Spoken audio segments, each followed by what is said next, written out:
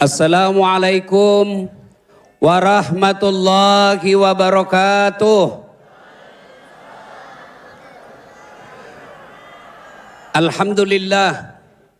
Alhamdulillahi rabbil alamin.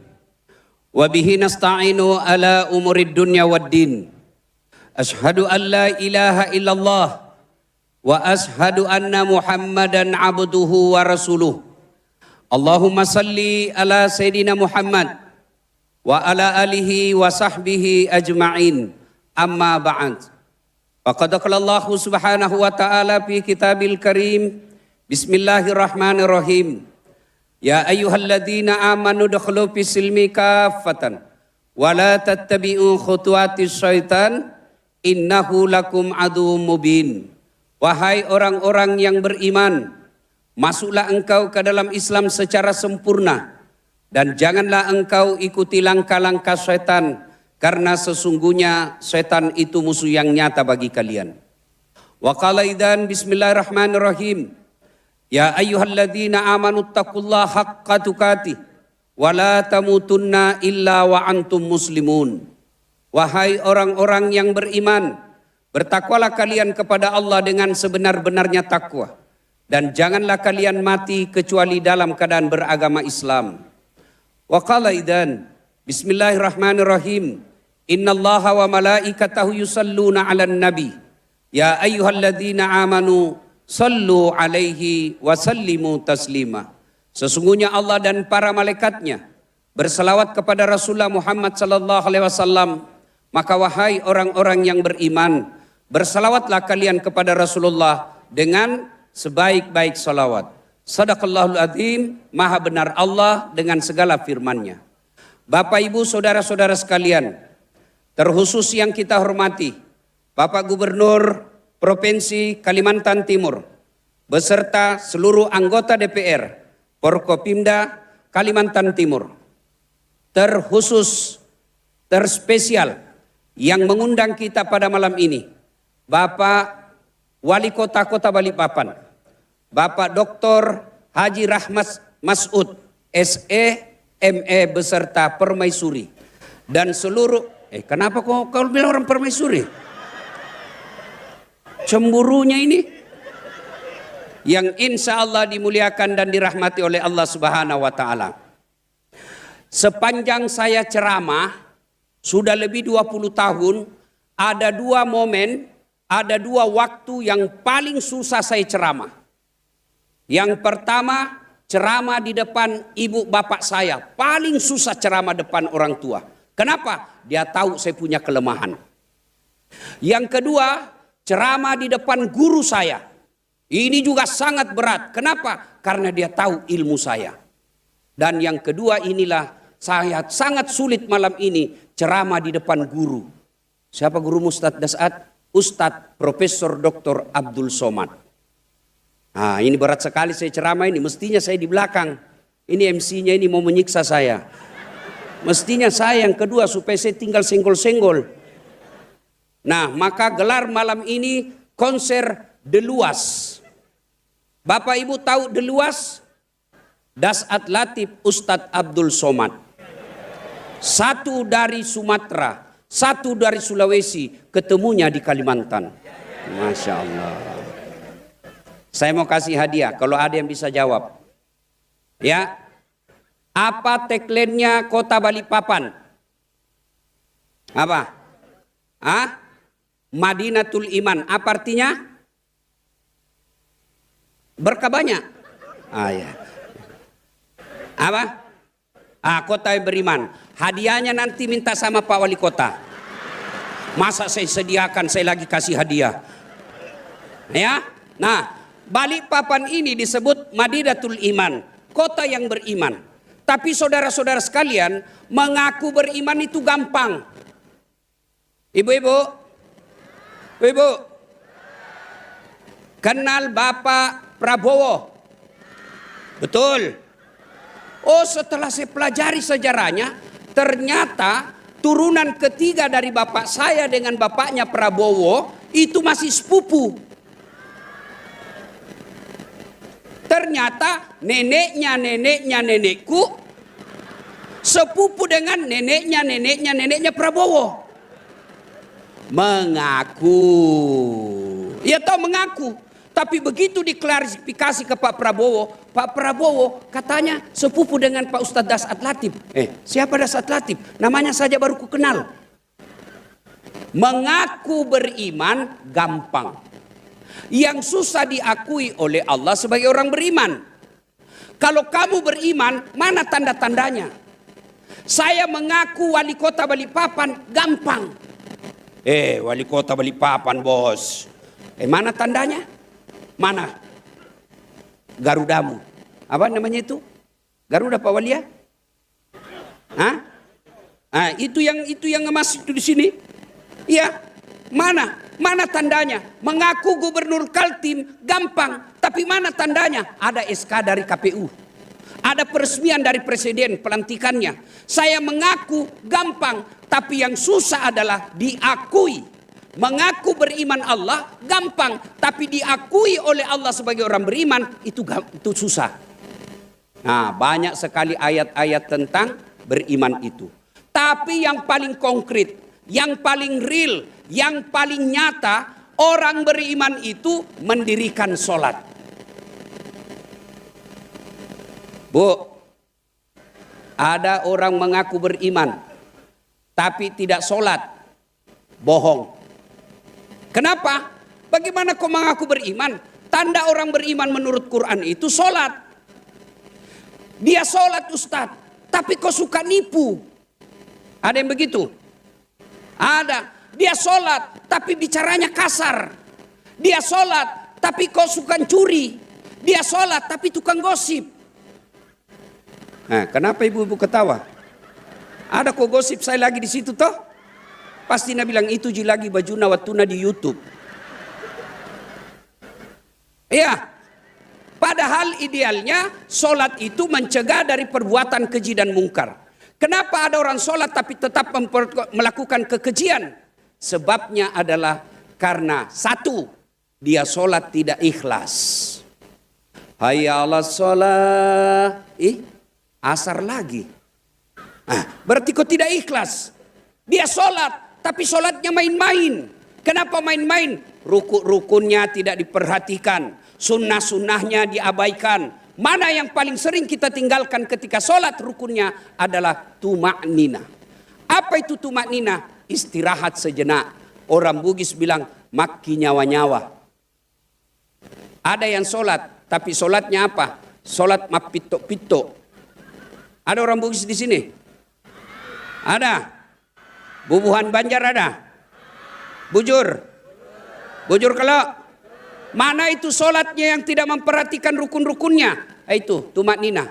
Allahu Akbar. Bismillahirrahmanirrahim. Allahu Akbar. Saya tanya, kenapa cepat sekali? Sholat duhur 4 rakaat, cowok 2 rakaat. Apa dia bilang? Kan saya sudah hafal Ustaz. Dari kecil saya sholat. Kalau soal hafal, tidak usah kau baca. Begini saja. Allahu Akbar. Tuhan, bacaannya sama kemarin. Assalamualaikum. Selesai.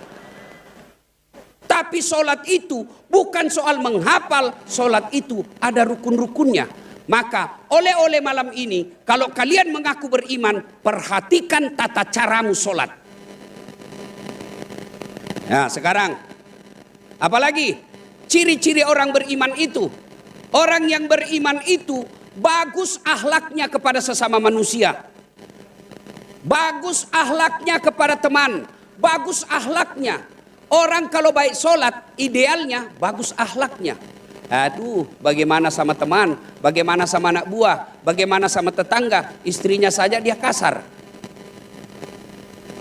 Sama istrinya saja dia kurang ajar. Sama istrinya aja suka dia tipu. Padahal dia rajin sholat. Berarti kalau begitu ada masalah dengan sholatnya. Ibu-ibu. Bu. Pak. Ada Pak. Ada di sini yang istrinya cerewet. Ada. Kata Nabi penyebab istrimu cerewet itu ada 2. 1, jarang kau puji. Itu langsung dia bilang betul. Coba, Bu, Pak, kalau istri sering ngomel, kata Nabi pasti penyebabnya jarang kau puji. Dan hebatnya memuji ini, bapak dihalalkan bohong untuk memuji istri. Wih, makin cantik kau sayang. Padahal dalam hati kita, kau makin tua. Boleh. Jangan ketawa, saya serius ini. Ini kita sama istri tetangga. Pujiannya luar biasa. Assalamualaikum ibu. Waduh, ibu makin muda aja sama tetangga. Cobalah puji istri kita. Selesai dia masak, puji masakannya. Kalau dia dandan, puji dandanannya. Kalau dia tampil, puji tampilannya. Jangan sampai kita terlalu jujur. Oh, Nabi itu paling hebat memuji istrinya.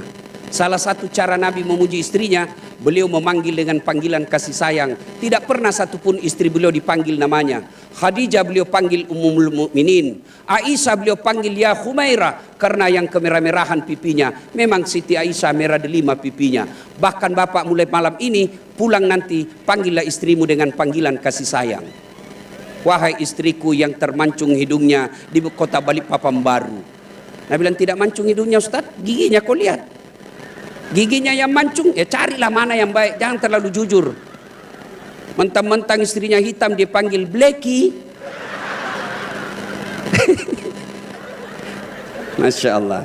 Ya, yang kedua, penyebab istri suka ngobel kata Nabi adalah suaminya jarang memberi hadiah. Nah, itu dia dengar itu. Bapak tidak percaya bahwa perempuan itu senang sekali hadiah, dan hadiah paling disenang perempuan emas. Nah, coba mau dengar, jawab ibu, bapak-bapak dengar. Ibu-ibu, biar suami tidak pulang yang penting ada kau dengar, uangmu dia cari. Yang jadi masalah, kita kasar sama istri, tidak pernah memuji, tidak pernah kasih hadiah, lalu kita mau istri kita soleha. Oh, Masya Allah. Bu, suatu ketika saya pulang ceramah agak lama. Saya bawalah hadiah untuk mama Nyece. Saya kasih emas Bu Wali, kalung sama gelang. Berkaca-kaca matanya. Ustadz, ibu bapakku saja belum pernah kasih saya hadiah begini. Itulah bunti cinta saya sayang. Lama-lama dia tahu itu palsu. Dia datang Ustaz, dia bilang, ternyata palsu, kau belikan saya Ustaz. Saya bilang, di manalah saya mau dapat emas setebal itu. Kau tahulah honor kita, kasihan. Kalau Rahmat Masud bersaudara undang kita, banyak-banyak lagi. Kalau pengurus masjid, ya seikhlasnya lagi. Ya, dia bilang tadi Pak Gubernur waktu saya dikasih cenderamata, Ustaz cenderamata sudah banyak, yang lain dong. Saya bilang betul. Soal undangan ceramah, kalau Kaltim selalu kami prioritaskan. Guru saya Ustadz Abdul Somad, sebelum saya viral, ini Kaltim daerah jajahan saya. Mana-mana saya selalu ceramah, dan selalu banyak orang Bugis, Masya Allah. Apalagi Bubuhan Banjar, itu kalau pengajian itu di rumah-rumah guru, biar sampai jam 1. Tapi saya heran, masih banyak juga yang jelek akhlaknya. Tapi harus tetap ada pengajian. Kasih, kembali pada pokok persoalan kita. Bapak-bapak kasih hadiah istrimu. Pulang merantau, pulang kerja misalnya, kerja ke Berau sekali sepekan datang. Kasih hadiah istri. Tidak mesti yang mewah, tapi adalah cenderamata. Bapak pulang kantor sepekan setiap hari Sabtu. Bawa hadiah, meskipun makanan saja, kasih istrimu. Dan ketika wafat, itulah yang akan dikenang selama sama istri. Suami saya kasihan, andai masih hidup, pasti hari Sabtu ini bawa hadiah.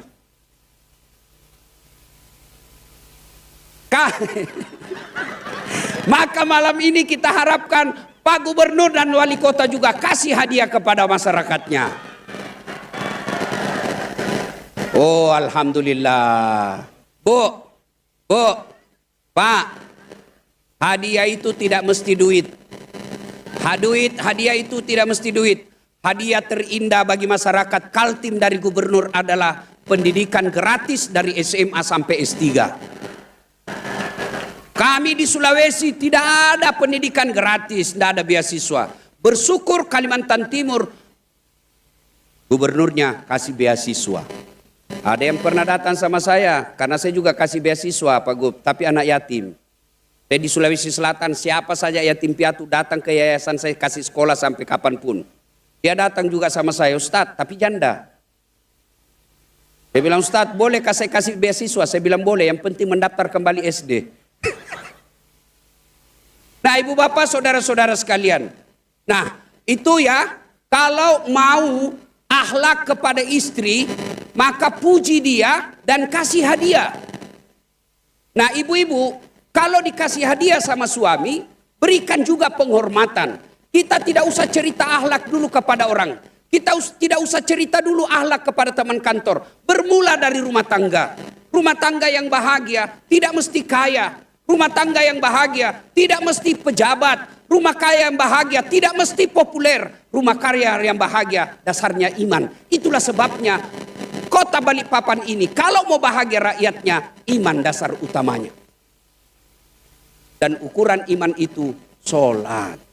Sudah sholat Ustadz, jangan putus sampai di situ. Datang berjamaah ke masjid. Kalau masyarakat Balikpapan sudah sholat, rajin berjamaah, pasti Allah kasih janjinya. Walau anna ahlal qura amanu wattaqau lafatahna alaihim barakati minas sama'i wal ar. Maka Allah akan turunkan keberkahan dari atas langit dan keberkahan dari dalam tanah. Beriman. Nah, sekarang bagaimana cara memupuk iman? Bagaimana cara memperbaiki iman? Adik-adik, ada handphonemu? Ada handphone? Adik-adik, ada handphone? Kalau handphone dipakai terus, kenapa? Kenapa? Lowbat. Kalau lowbat diapai? Kalau tidak dicas, kenapa? Matol, mati total. Kalau sudah mati masih bisa dipakai? Masih bisa dipakai? Bisa, pakai melempar. Handphone saja kalau dipakai terus pasti lowbat. Kalau lowbat mesti dicas. Iman juga begitu, mesti dicas. Kantor, dunia. Lihat istrinya orang cantik, dunia. Lihat kekayaan orang, dunia. Lihat popularitas orang, dunia. Kapan ngecasnya? Nih, ceramah. Cara ngecas iman, pertama, dengarkan ceramah. Dengarkan nasihat. Anak-anak ibu tidak mungkin bisa paham agama kalau tidak dengar ceramah. Ibu-ibu, tahu Dasat Latif? Tahu Dasat Latif? Dasat Latif, Bu, tidak pernah mondok. Tidak pernah ke Timur Tengah sekolah. Alhamdulillah bisa jadi ustadz. Dari mana saya belajar agama? Bapak saya dulu waktu bapak saya masih hidup dan saya di kampung, selesai sholat subuh pasti putar ceramahnya Sainuddin Emset. Disitulah saya dengar ceramah. Oh, bagus ini ceramahnya ini orang. Saya merantau ke Makassar, SMA, begitu saya mulai nonton TV, subhanallah, alhamdulillah, pendakwa yang pertama saya senang dan baca bukunya Profesor Dr. Quraisy Shihab. Kenapa? Ilmunya enak didengar, tidak suka menyalahkan orang. Belajarlah saya agama. Dari mana bermula? Dari rumah. Maka rumah tangga kota Balikpapan, masyarakat Balikpapan, kalau mau beriman mesti banyak dengar ceramah. Maka kita bersyukur kepada Allah punya wali kota dalam rangka ulang tahun Balikpapannya ini, salah satu diantaranya tablik akbar. Dan sepanjang kota Balikpapan baru malam ini ada dua ustadz kondang. Ustadz Abdul Somad Dasat Latif. Wali kota sebelumnya tidak pernah. Kita bersyukur malam ini berkumpul. Tapi kalau kau sudah dengar ceramah, jangan lagi kau jadi tim juri. Oh, hebat itu Dasat Latif. Tapi lebih hebat Abdul Somad. Memangnya kau ini kita kontes dakwah? Ya ketawa, saya serius. Nah, Bapak Ibu saudara-saudara sekalian, kalau anak kita misalnya malas dengar dakwah, dia senang musik, kasih musik yang baik. Ibu-ibu, suamimu selalu marah dan kasar, kasih dengar lagu. Bapak-bapak, istrimu suka ngomel, kenapa kau jarang pulang? Jangan marah, kasih lagu nasihat. Saya kalau mamanya cek bilang, kenapa jarang sekali pulang, selalu keluar. Duduk sandar-sandar, lalu saya menyanyi saja. Tiap malam engkau ku tinggal pergi. Bukannya aku sengaja. Demi kau dan si buah hati, terpaksa aku harus begini. Nah, pasti berhenti marah. Ibu-ibu juga, kalau suamimu marah dan kasar, kau nyanyi lagi. Pulangkan saja aku pada ibuku atau ayahku. Lihatlah tanda bekas tampar sering kau lakukan. Oh, berarti orang tua semua banyak di sini. Ini lagu-lagu tahun dulu. Coba Masya Allah. Kalau tidak senang dengar dakwah ceramah seperti ini, dengarkan lagu. Zaman saya kecil dulu, kita kenal sejarah Nabi, kita kenal dakwah-dakwah, nasihat-nasihat melalui lagu. Sudah tua masih nakal, putarkan lagu. Bila Israel datang menjemput. Nah, nasihat. Kita masa kecil, lagu kita lagu-lagu nasihat, Romai Rama. Katakan Tuhan itu satu. Tauhid. Mengapa minuman itu haram? Karena merusak kepikiran. Itu lagu-lagu nasihat. Betul, dapat musiknya, dapat hiburannya, dapat juga nasihatnya. Mas sekarang lagunya kita tidak masuk di akal. Putar ke kiri, nona. Putarlah ke kiri. Apa kau dapat itu kiri. Ketawa kau karena kau semua pelakunya. Sekarang lagi ada lebih aneh lagi lagunya. Cikampek, Tasikmalaya. Aku capek gara-gara dia pret. Apa gunanya lagu-lagu begitu? Coba kalau kita kalau anak kita senang dakwah dengan lagu, kasih lagu-lagu nasihat. Topi saya bundar, topi saya ganti sudah itu. Tuhan saya Allah, Allah Tuhan saya. Oke lah, kita 24 jam. Masa sih di rumah kita tidak pernah dengar ceramah? Sekarang hanya orang masa bodoh yang tidak mau belajar agama. Semua kitab-kitab dulu, kitab gundul yang susah dibeli, susah dibaca, semua sudah ada di YouTube. Semua sudah ada di media sosial. Cuma kadangkala yang kita buka adalah aplikasi-aplikasi yang merusak iman. Satu, memelihara iman, dengar dakwah. Dakwah lewat ceramah atau dakwah melalui lagu-lagu atau nasihat-nasihat jenis lainnya. Yang kedua, berteman dengan orang-orang soleh. Kalau saya bersahabat dengan Pak Rudi Mas'ud, saya ketemu, pasti beliau katakan, Ustadz, di mana kita sholat jamaah? Di mana bagus ceramah?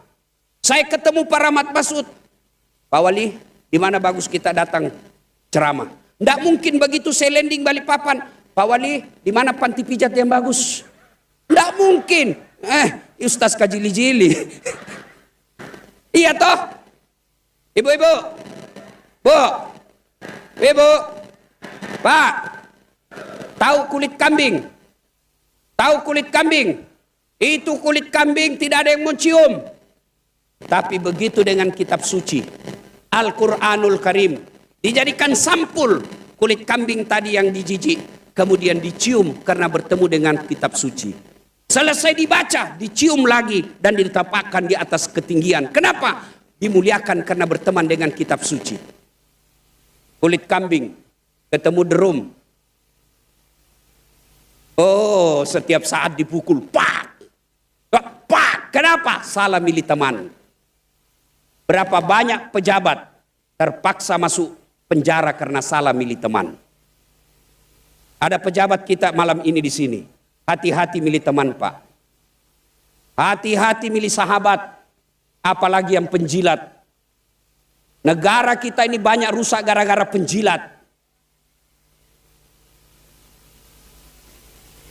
Biar salah, siap Pak, siap. Betul gubernur, siap Pak. Pak Gub, Pak Wali. Bapak kan tinggi sekolahnya, doktor. Tapi saya berbagi ilmu. Ciri-ciri muka penjilat itu Pak, kalau Bapak pidato biar tidak lucu tepuk tangan juga. Ah itu penjilat itu Pak.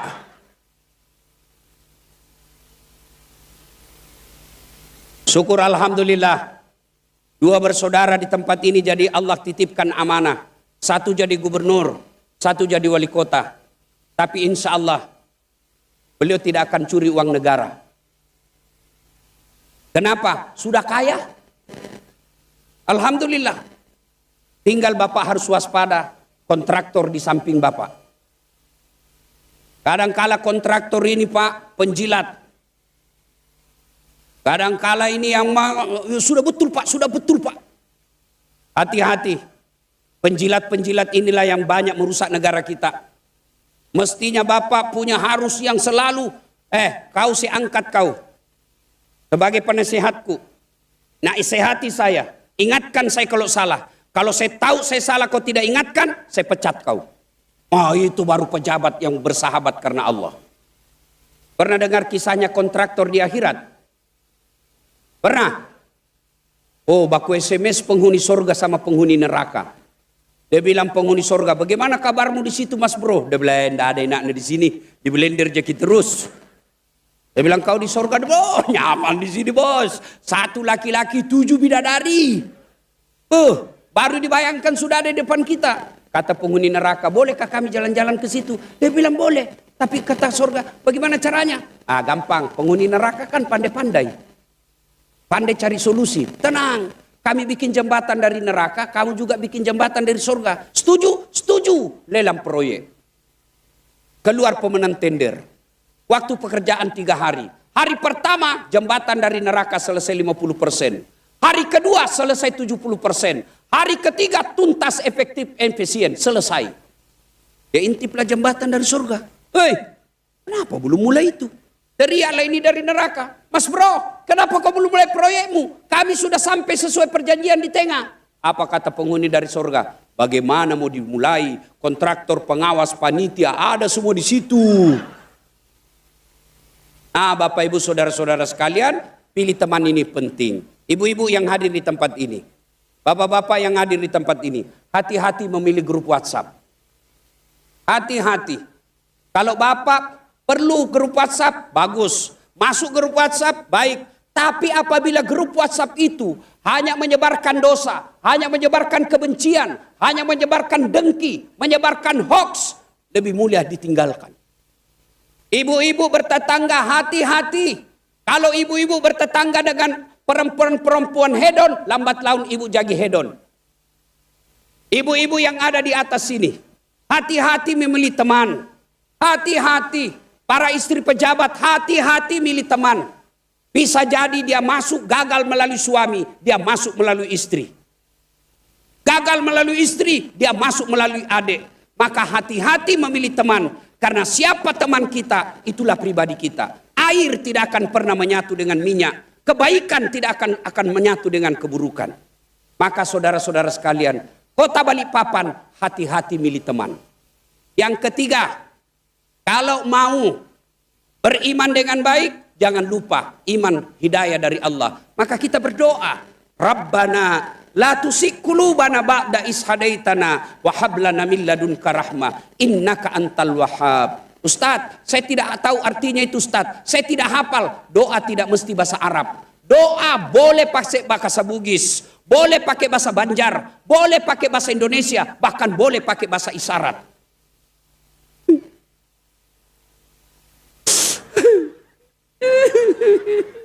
Malaikat katakan, oh kawin lagi suaminya ini. Tidak mesti bahasa Arab. Daripada bahasa Arab tidak ditahu artinya, nanti bingung malaikat. Apa maksudnya ini ibu? Dia mau doakan suaminya terhindar dari wanita jahat. Doa yang dibaca, doa minta hujan. Tidak mesti. Boleh bahasa Arab. Bagus kalau bahasa dalam Quran. Kenapa? 1, dapat doa. 2, dapat pahala baca Quran. Tapi kalau tidak hafal, doa itu curhat. Ya Allah, jangan kau palingkan hati hamba setelah engkau berikan hidayah. Ya Allah, jangan kau sesatkan hati hamba setelah engkau berikan hidayah. Ya Allah, terimalah doa hamba. Amin. Selesai. Bahkan bapak boleh berdoa begini. Ya Allah, engkau sudah tahu apa yang ku mau. Kabulkan. Jangan ketawa, saya serius ini. Sudah, kalau ini kita lakukan, sudah dengar dakwah, berteman dengan orang-orang soleh, kemudian kita minta hidayah dari Allah agar kita terpelihara imannya tetap baik, maka insya Allah termasuklah kita orang-orang beriman.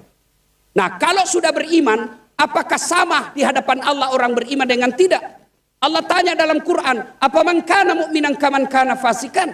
Sama ndak orang beriman dengan pura-pura beriman?